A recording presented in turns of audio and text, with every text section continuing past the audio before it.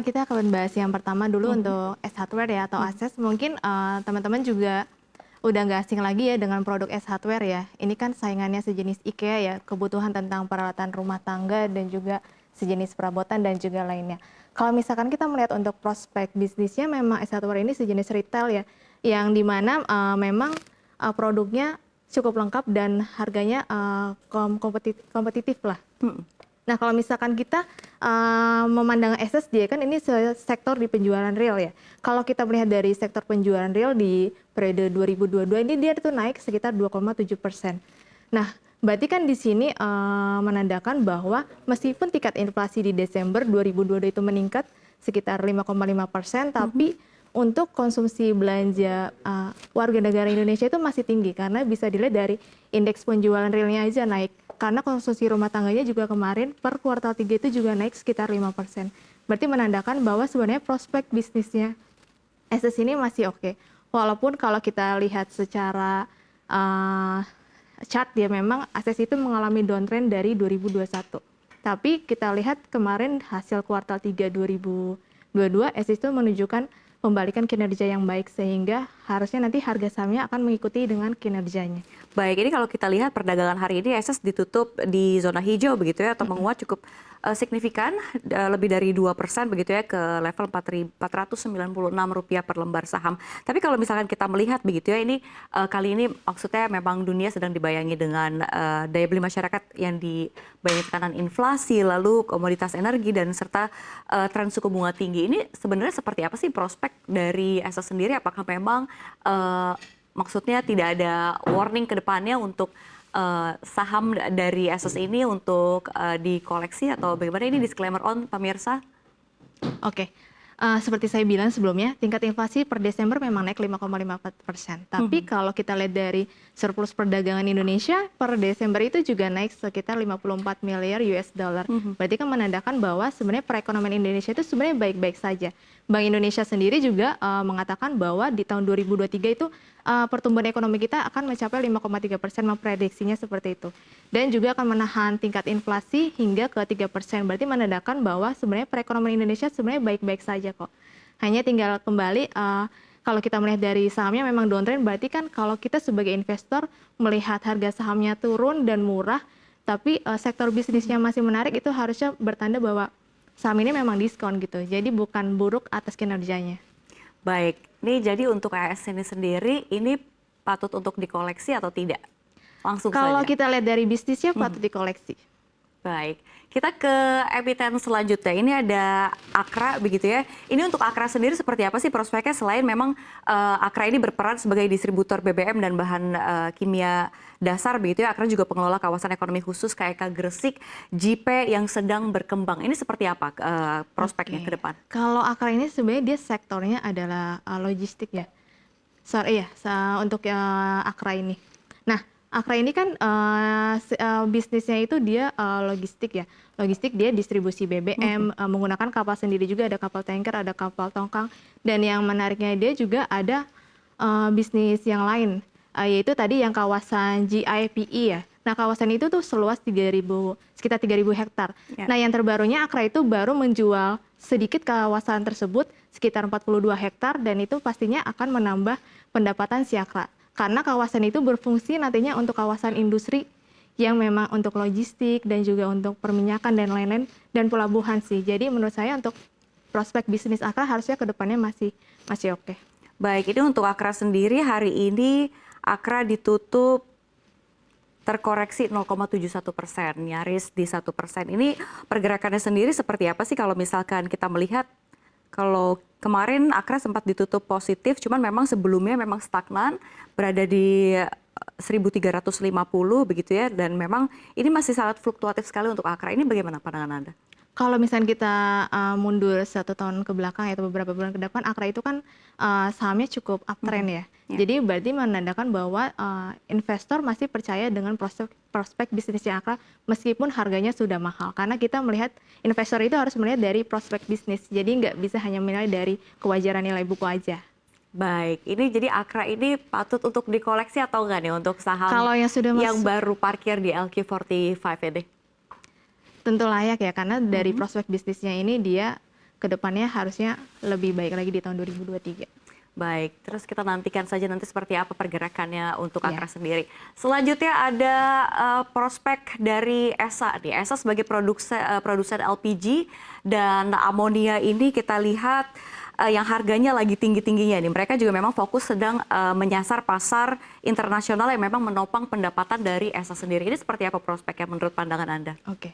ESA ini dia bisnisnya ada, terutama dia pupuk amonia ya. Iya. Kalau kita perhatiin ESA itu dia lagi gencar-gencarnya ekspor untuk si pupuk amoniak ini karena memang untuk tingkat konsumsi atau pemakaian pupuk di Indonesia itu cukup tinggi di tahun 2022. Makanya kenapa dia kalau kita lihat di sini selain dia ada gas juga, pupuk ini urutan ketiga yang cukup terbesar untuk pemanfaatan di sektor ini ya, untuk di sektor yang ESA lakuin lah istilahnya. Untuk pergerakan ESA sendiri, ESA hari ini ditutup terkoreksi begitu ya, walaupun dibuka cukup optimis di kisaran 1025 begitu ya, tapi sekarang ditutup di 990. Ini terkoreksi lebih dari 2%, 2,46%. Ini sebenarnya seperti apa sih pergerakan dari ESA sendiri? Apakah wajar pergerakannya atau seperti apa nih Anda melihat dari tren pergerakan saham ESA? Oke. Kita kadang-kadang bisa melihat dari sisi jangka panjang atau jangka pendek. Kalau misalkan jangka pendek mungkin memang lagi koreksi, tapi kan itu koreksinya tidak terlalu besar ya. Tapi kalau kita ngelihat prospek ke depannya, ESA ini kan ada gas juga ya. Kalau kita lihat di sini konsumsi gas domestik itu mencapai 68%. Lalu pupuknya di urutan ketiga. Berarti ini kan kebutuhan industri untuk gas dan pupuk itu sebenarnya masih besar. Jadi prospek ke depannya ESA ini masih oke lah. Kalau kita melihat hanya jangka pendeknya mungkin memang tidak oke, tapi kita kalau sebagai investor melihat prospek jangka panjangnya harusnya masih oke untuk ESA. Baik, jadi emang ada indikasi memang perusahaan masih akan bisa terus bertumbuh begitu ya, dan ini akan mengekor ke si harga EBITDA tersebut.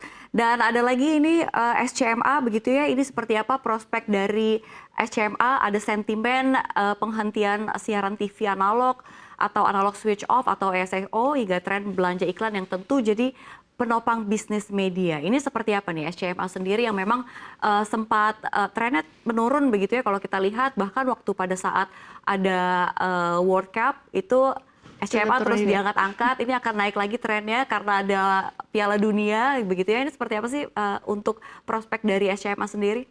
Oke, SCMA kita ketahui sendiri dia ada siaran TV-nya, ada SCTV ya, ada Indosiar juga yang lagi booming-boomingnya. Kalau misalkan penonton Indonesia kan kadang-kadang suka nonton sinetron yang ya begitulah. Kayak contohnya kayak film-film azab itu kalau misalkan kita lihat rating dari pertelevisian nasional lebih tinggi. Yes, SCTV itu justru di bawah daripada Indosiar. Indosiar itu ratingnya nomor 2, yang pertama itu RCTI. Jadi kalau kita lihat SCTV ini ya pintar untuk SCMA ini pintar untuk bagaimana dia melihat pangsa pasar Indonesia. Kalau memang misalkan kita lihat nilai belanja iklannya dia di 2022 memang lebih tinggi daripada tahun-tahun sebelumnya. Berarti kan dia menandakan keseriusan bahwa dia ingin ekspansi. Karena SCMA diketahui sendiri dia punya video.com, kemudian ada Screenplay. Nah, Screenplay ini kerjasama juga dengan Bumi Langit. Kalau kita tahu tentang film-film hero Indonesia, itu kan Bumi Langit itu kerjasama juga sama Screenplay. Dan dia juga ada kerjasama juga dengan Disney. Jadi bisnisnya memang sudah merambat kemana-mana di luar TV nasional ya. Jadi kan kalau kita kadang-kadang lebih suka TV digital ya, kayak CNBC gitu ya. Jadi lebih suka nonton TV digital ataupun di seperti video.com seperti itu. Baik, untuk pergerakan sahamnya sendiri, hari ini SMA ditutup terkoreksi 0,86% di harga 230. Ini memang downtrend begitu ya untuk SMA sendiri. Ini seperti apa sih untuk kedepannya? Apakah memang patut untuk dikoleksi atau seperti apa nih? Atau memang ada saham-saham lain yang memang masih bagus untuk dikoleksi yang dalam satu sektor? Oke, kalau kita ngomongin media ya, emang ini agak sulit karena kita harus melihat dari kinerjanya. Mungkin kinerja 2022 kalau saya melihat memang SMA masih flat ya, belum terlalu menunjukkan kinerja yang naik signifikan. Jadi kalau misalkan kita mau ngomong layak beli atau enggak, harus lihat kinerja nanti di kuartal 4 dulu. Memastikan bahwa kinerjanya bertumbuh tidak dari sebelumnya. Kalau misalkan bertumbuh itu layak beli, kalau misalkan tidak bertumbuh, balik lagi lebih suka emiten sejenis media atau memilih untuk sektor cyclical yang lainnya.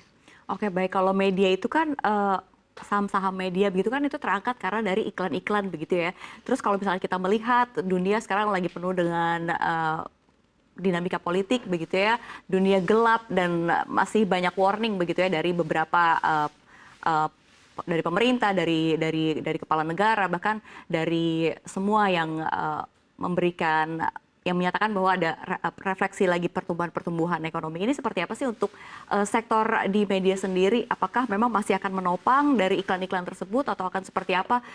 Lebih ke arahnya kemana nih untuk peningkatan dari kinerja-kinerja saham di media ini?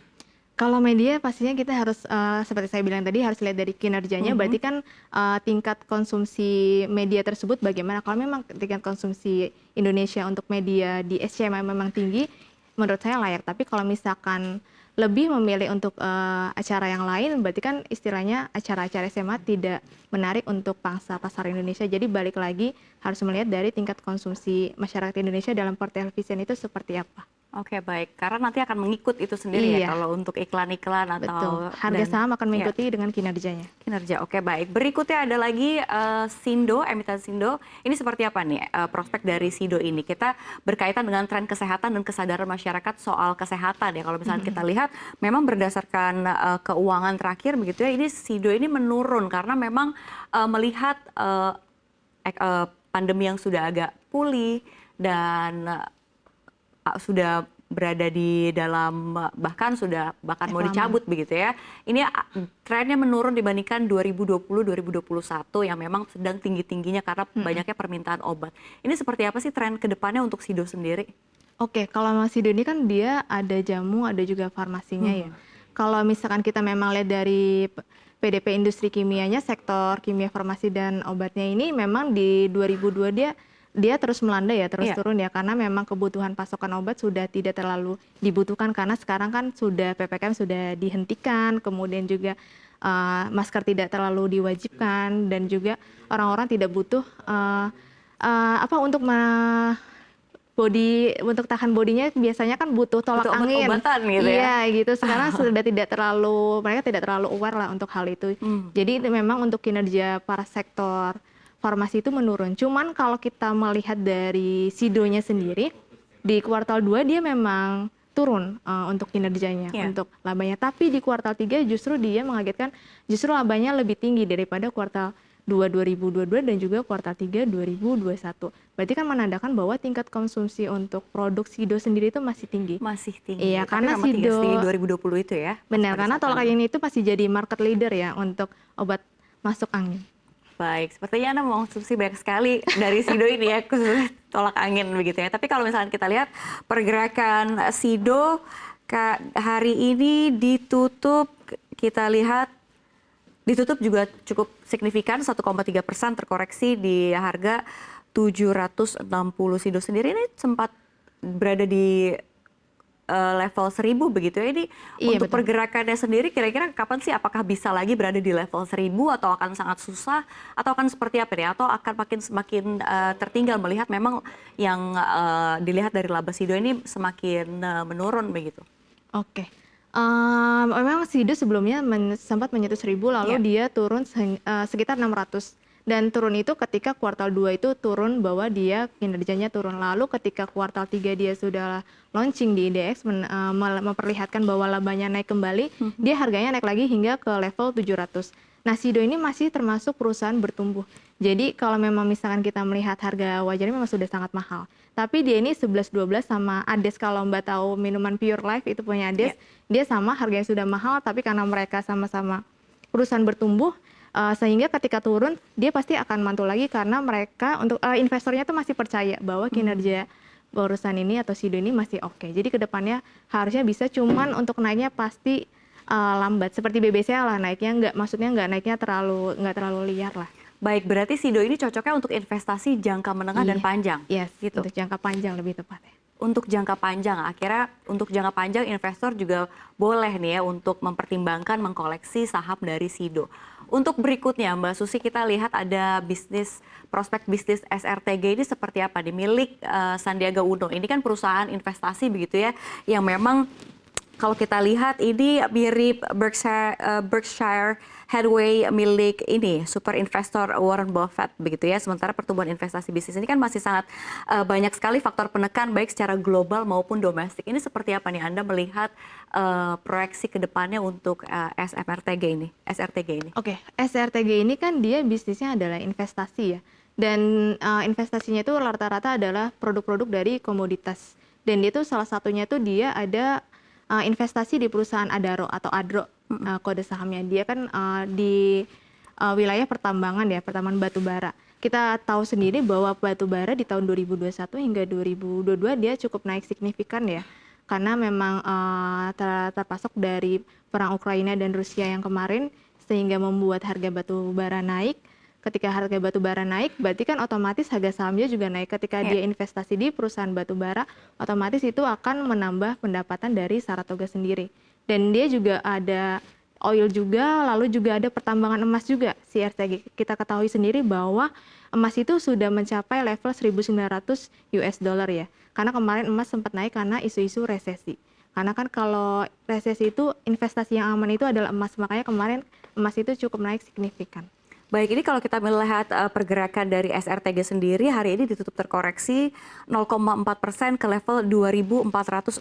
Ini kalau misalkan kita lihat, kalau kita perhatikan begitu ya, saham SRTG ini memang sangat fluktuatif sekali, di mana memang di awal tahun 2022 SRTG ini sempat di harga 2.900-an begitu ya, dan memang pernah menyentuh all time high di kisaran 3.800-an dan all time low ini year to date 2.100-an dan hingga di kisaran saat ini 2.400-an. Ini seperti apa sih pergerakan dan melihat begitu ya pergerakan yang sangat fluktuatif ini ke depan seperti apa? Apakah memang SRTG ini memang patut untuk dikoleksi begitu ya untuk jangka panjang atau jangka menengah? Ini seperti apa pandangan Anda?